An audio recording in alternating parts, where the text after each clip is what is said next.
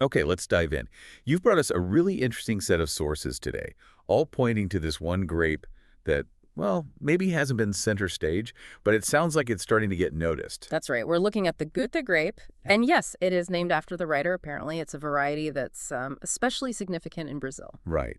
And our mission here, as you know, is to really dig into this material you've given us. We want to understand everything about Goethe, its history, what makes the wine special, and, why should you listen and care about it? Exactly. We'll trace its, well, pretty unexpected story, figure out where it grows best, how it gets made into wine, what it tastes like, and what role it might play going forward, particularly for Brazilian wine. Sounds like a great exploration. Yeah. So let's start right at the beginning. Where did this Goethe grape actually come from?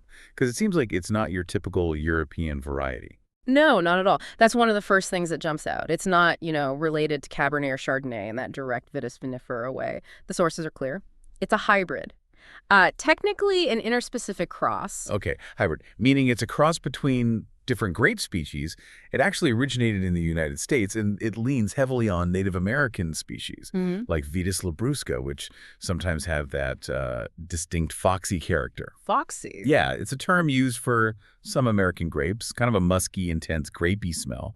Though the sources suggest Goethe might have a bit of Vitis vinifera in its background, too. It's a mix. So American roots, mixed species. How on earth did it end up becoming a big deal down in Brazil? Well, it was developed in the U.S. probably back in the mid-19th century. People were experimenting, looking for grapes that were tougher, more resilient.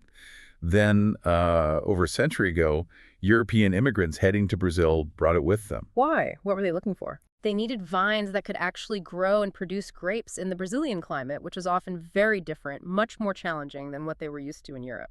And Goethe fit the bill. Hmm. The sources really highlight how well it adapted, especially in southern Brazil. What was the key? It really comes down to that hybrid background again. The Yeah. south of Brazil, particularly places like Santa Catarina, it's hot, it's humid, and the traditional European grapes, Vitis vinifera, they just got hammered by fungal diseases. Things like mildew. Exactly, mildew, oidium. They thrive in damp conditions. But Goethe, thanks to its American parentage, had this built-in natural resistance. It could handle the humidity much, much better. So it was just tougher, less susceptible to getting sick, Precisely. And that was, well, a game changer. Think about it, especially for smaller producers, maybe family farms, it meant way less need for chemical sprays. which means lower costs, easier farming. And more sustainable right from the start. That natural resilience was a massive advantage. Makes perfect sense. Now, you mentioned that initially it wasn't really seen as a fine wine grade, more for eating or simple wines, maybe sweet ones with that foxy note. Yeah, that's how it started. You'd find it as a table grape, or in simple, often quite sweet, white wines. And yes, sometimes with that characteristic foxy aroma, that sort of musky grape smell from its Labrusca side. But obviously that perception changed. How did it go from that to being used for quality wines? Was it something in the ground, the terroir? It seems it was less about the ground and more about people. Visionary producers, researchers, they saw potential beyond that simple profile. They started experimenting. Okay, how do they get past that foxy character? Through really careful work, both in the vineyard and especially in the winery, they figured out that managing the vines to produce fewer, more concentrated grapes was a start. Quality over quantity. Right, and then in the cellar, it was about being gentle, minimizing how long the juice sat on the skins, for example, and crucially, keeping the fermentation temperature low, usually in stainless steel tanks. So keeping it cool stops those less desirable aromas from developing. Exactly. Yeah. That coolness helps preserve the more delicate, desirable aromas, the floral notes, the fresh fruit notes, and that bright natural acidity the grape has. It was a conscious shift in technique to showcase its elegance, not just its toughness. A real makeover. Okay, so we know why it worked in Brazil. Let's talk where. What does the ideal terroir for Goethe look like, according to the sources? Well, the material stresses that terroir for Goethe is that whole package, isn't it? Okay. Soil, climate, the hills, the valleys, but also how the grape itself interacts with all those things. And climate-wise, beyond just handling humidity. It thrives in those subtropical, temperate, humid zones.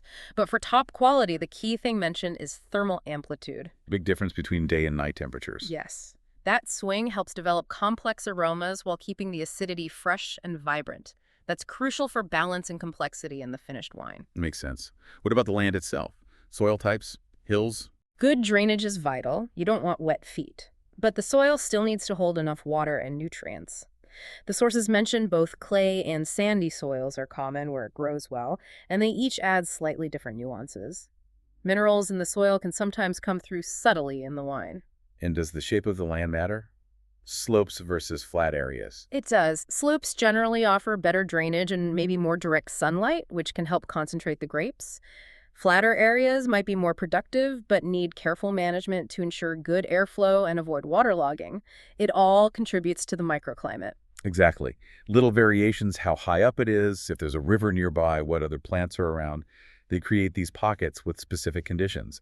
Better ventilation, maintaining that thermal amplitude.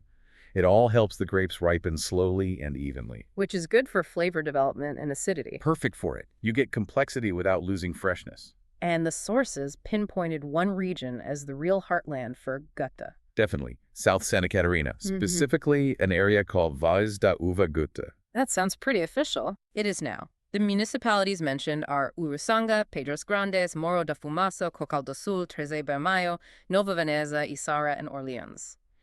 That cluster is really ground zero for quality Goethe, though it is grown elsewhere in Brazil, showing its adaptability. And that region, Vales da Uva Goethe, has received formal recognition. That seems important. Hugely important. First, they got an Indicação Geográfica, an IG, back in 2012.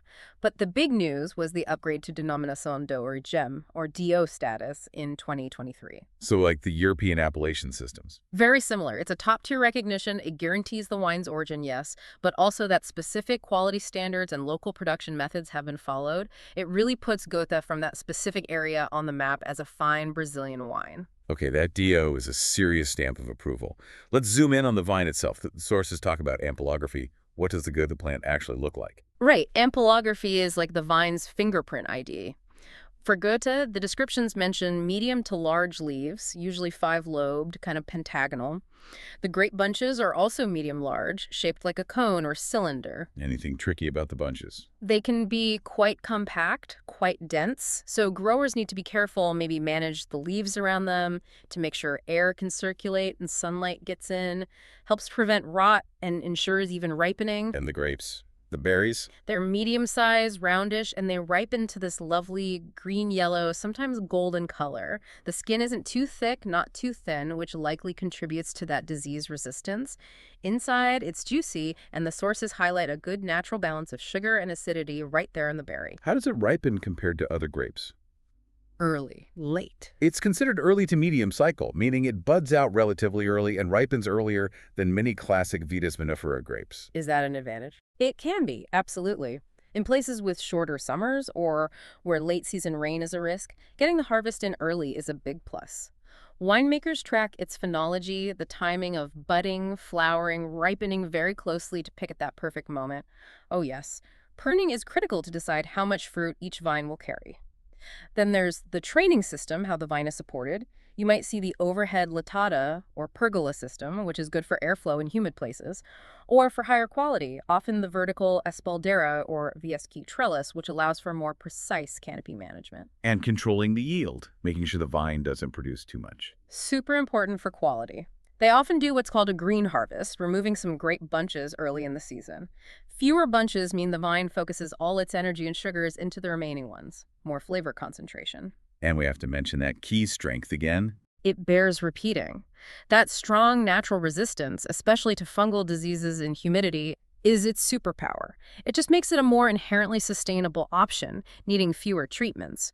Plus, good canopy management, pulling leaves, trimming shoots, enhances that by improving airflow and sun exposure. Okay, grapes grown beautifully. Now let's get them into the bottle. What's the philosophy when making wine from Goethe? It really boils down to preserving what the grape naturally offers. The sources stress capturing its freshness, its aromatic character, that unique fingerprint from the grape and the place. It's about letting the Goethe essence shine through. And how do they do that? Specific techniques? It starts with gentle handling right after picking. For the whites and sparklings, any skin contact with the juice maceration is usually very brief, maybe done cold, just to coax out some aroma precursors without getting bitterness from the skins. And fermentation. This is key. It's almost always done at cool, controlled temperatures. Think 15 to 18 degrees Celsius, typically in stainless steel tanks. That slow, cool ferment is vital for holding on to those delicate floral and fruity smells and keeping the wine fresh. They might use specific yeasts or sometimes rely on the natural ones. What about aging? Does it see oak barrels? Generally, no. The sources are pretty clear that stainless steel is preferred for aging Goethe. Oak tends to mask its delicate aromas. These wines are mostly designed to be drunk young and fresh, so long aging isn't the goal, even in the bottle. But you mentioned it's versatile. It's not just one style. No, definitely not. And that's a big plus. You get fantastic dry white wines. They're light, super fresh with that great acidity, and full of those white fruit notes, apple, peach, and the floral hints like jasmine or orange blossom. Really lovely as an aperitif or with light food. And sweeter styles, too. Yes, because it has good natural sugar, you can make off-dry or even sweet wines. The key is that the grape's acidity keeps them from being cloying. They feel balanced and refreshing, even with sweetness. You might find notes of riper fruit, like melon or pineapple, maybe honey, a touch of spice. Very easy drinking. That acidity sounds like it would work for sparkling wine. It absolutely does. There's real potential there for sparkling good. The Charmat method, where the second fermentation happens in a tank, is common because it preserves that primary fruit and floral freshness. You get vibrant bubbles, notes of apple, pear, maybe acacia flowers, great for celebrations. Anything richer, more intense. In certain years, if the conditions are right and the grapes are managed carefully, they can even make late harvest wines. Grapes are left to hang longer, concentrating the sugars and flavors. These are much richer, more complex, with notes of dried fruits, honey, caramel, spice, definitely special occasion wines. So the winemaker really has a lot of choices depending on the grapes and the year. They really do. The sources use the term maestro, conducting the process. They have to interpret the grapes, the vintage, the terroir, and make all those decisions when to pick, fermentation temps, aging vessel, to craft the style they want while keeping that Goethe identity. All right, let's imagine we have a glass in front of us, maybe that classic dry white style. Walk us through the tasting. What should we expect? Okay, so you lift the glass. Especially if it's from Vales da Uva Goethe, you should anticipate something vibrant, aromatic, really expressing that Brazilian origin. The sources talk about a garden of aromas. Intriguing. What kind of garden? Think fragrant white flowers, jasmine, orange blossom, that's often a signature, and waves of fresh white fruit. Crisp apple, maybe pear, some soft peach. Often bright citrus notes too, like lemon or lime zest. You might even get hints of tropical fruit, passion fruit, pineapple, especially if it's a bit riper. Maybe a touch of honey or herbs in the background. Sounds incredibly appealing. What about when you taste it? On the palate, that vibrant acidity is usually the first thing you notice, especially in the dry wines. It's zesty, refreshing, it makes your mouth water. It's definitely not a heavy wine, typically light to medium-bodied. The texture is generally smooth, pleasant. Maybe bitterness. Sometimes white wines have that. The sources mention a possible slight bitter note on the finish, but when it's well-balanced, it actually adds a bit of complexity, keeps it interesting. It shouldn't be harsh. And the finish itself is usually clean, refreshing, echoing those fruit and floral aromas you smelled. So key takeaways are freshness, those lovely aromatics, and bright acidity. Absolutely. Persistent freshness, lively acidity, smooth feel, and just an overall balanced, harmonious profile. And how do the place and the winemaking connect directly to those specific sensations? Well, that thermal amplitude, we talked about the cool nights, helps the grapes develop those aromatic compounds and retain acidity naturally. And then the winemaking, keeping it cool in stainless steel, is all about preserving that. Not adding oak, not extracting harsh stuff, just letting the grape's natural character sing. If someone's trying Goethe for the first time, any tips to really appreciate it? Yeah, temperature is important. Chill the dry whites and roses down to about 8-10 Celsius. Sparkling's even cooler, maybe 6-8. Sweeter styles, maybe slightly warmer, 10-12. Use a decent glass something for aromatic whites, like a Riesling glass works well. And for sparkling? A flute or a tulip glass is good to focus the bubbles and aromas. And then just take a moment, notice the color, swirl it, really smell those aromas. When you taste, pay attention to that acidity, how refreshing it feels, and how the flavors develop and finish. Okay, palate primed. Let's talk food pairings.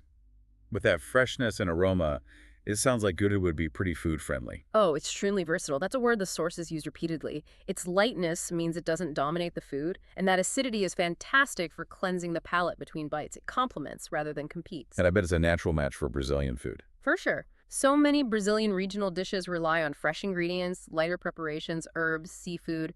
Goethe's profile just fits right in. Give us some concrete examples from the material. What kind of dishes? Okay, light dishes are a great start. Think whitefish tilapia, sea bass, hake prepared simply, grilled, baked, steamed, maybe with lemon and herbs. The wine cuts through any richness and matches the delicate fish. Fresh seafood too, shrimp, mussels, scallops, oysters. Served cold in salads or lightly cooked. Salads sound like a good bet, too. Definitely. Yeah. Especially creative salads with fruit, light cheeses like ricotta or fresh mozzarella, grains like quinoa, lots of fresh greens and herbs. The wine's acidity brightens everything up, and the aromas echo the salad ingredients. Also think grilled chicken with herbs, simple vegetable dishes like quiches. Any pairings that are a bit more unexpected? Well, the sources suggest that styles with a touch of sweetness, still balanced by acidity, can work with dishes that have mild spice or a hint of sweet and sour.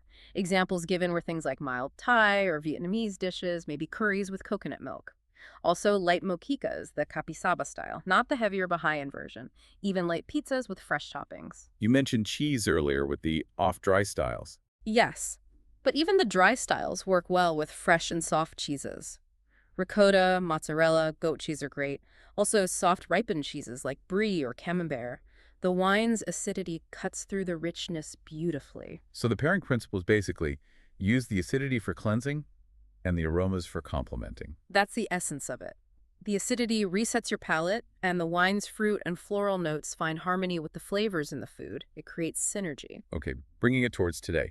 What's the current market situation for Goethe, and where does it seem to be heading? The picture painted by the sources is one of a grape finding its footing, creating a really promising niche within Brazilian wine. Its market is growing, definitely helped by its suitability for the climate and this rising consumer interest in authentic, quality, local products. And that official recognition, the IG and DO, must be playing a big part. A massive part. Going from IG in 2012 to DO in 2023 for the Vales da Uva Goethe region is like a seal of approval. It tells consumers this is the real deal, linked to a specific place and specific quality practices. That boosts its reputation and value enormously. Well, trends seem to favor wines like Goethe. People want accessible, fresh, enjoyable wines, and Goethe, especially the sparkling versions, delivers that. There's also grown demand generally for lighter aromatic whites and for supporting domestic wines. Goethe ticks those boxes. Are there still hurdles for it to overcome? Sure. The sources mention perception, maybe some lingering bias against hybrid grapes compared to pure Vitis vinifera. There's always competition in the market, and just getting the word out, telling Goethe's unique story effectively is an ongoing task. But the opportunities seem strong. They really do. The climate adaptability and disease resistance aren't just convenient, they're huge advantages in the face of climate change and the push for sustainability. Plus, its versatility, freshness, approachability, these are major selling points. On wine tourism, does that help? Absolutely. The sources highlight unotourism. People visiting the regions like Vales da Uva Goethe, seeing the vineyards, meeting the producers, tasting the wine right there. It creates a powerful connection. It promotes the grape, helps the local economy, and builds that appreciation. And ongoing research, like the work by Embrapa mentioned, is vital too for continued improvement and adaptation.